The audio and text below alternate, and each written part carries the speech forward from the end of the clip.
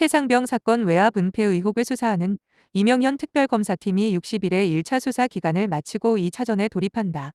31일 법조계에 따르면 해병특검은 지난 30일까지였던 수사 기간을 한 달 연장해 내달 29일까지 의혹의 사실관계를 규명할 계획이다. 해병특검은 최상병을 사망에 이르게 한 해병대 간부들의 과실을 규명하는 동시에 세 갈래 의혹에 대한 수사에 집중해왔다. 최상병 사건 수사 외압, 임성근 전 해병대 1사단장에 대한 구명 로비, 이종섭 전 국방부 장관 도피 의혹 등이다. 사실관계는 단순한 편이지만 혐의를 어느 선까지 적용할지를 놓고 견해차가 극명했고, 윤 전 대통령의 경로까지 나왔던 해병대 지휘관들의 과실치사 혐의에 대해선 수사가 상당 부분 진행된 상태다. 특검팀은 그간 확보한 진술을 교차 검증하는 한편 책임의 경중을 따지면서 혐의를 다지는 데 주력하고 있다.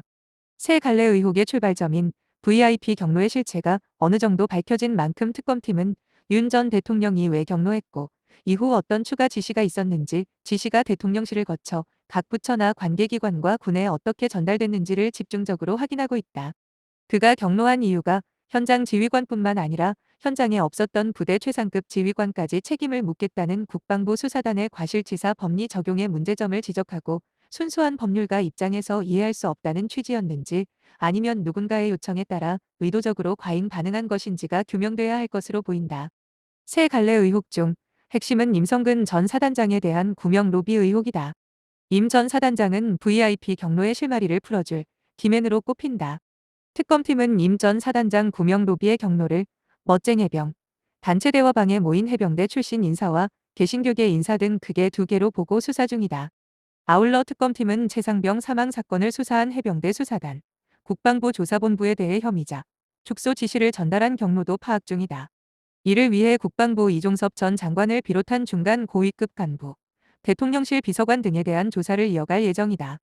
이 전 장관의 대사 임명 의혹에 관해서는 조태열 전 외교부 장관, 박성재 전 법무부 장관, 심우정 전 검찰총장, 인호공 전 법무부 차관 등이 수사선상에 올라 있다.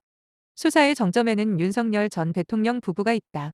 모든 의혹은 윤 전 대통령의 경로에서 시작됐고, 임 전 사단장 구명 로비 의혹과 관련해서는 김 여사의 최측근으로 꼽히는 이종호 전 블랙펄인베스트 대표 등이 수사망에 포착됐기 때문이다. 윤 전 대통령과 김 여사 모두 현재 조은석 내란 특검팀이나 민중기 김건희 특검팀 조사에 아예 응하지 않거나 비협조적인 만큼 해병특검이 어떻게 이들의 진술을 확보할지도 주목된다.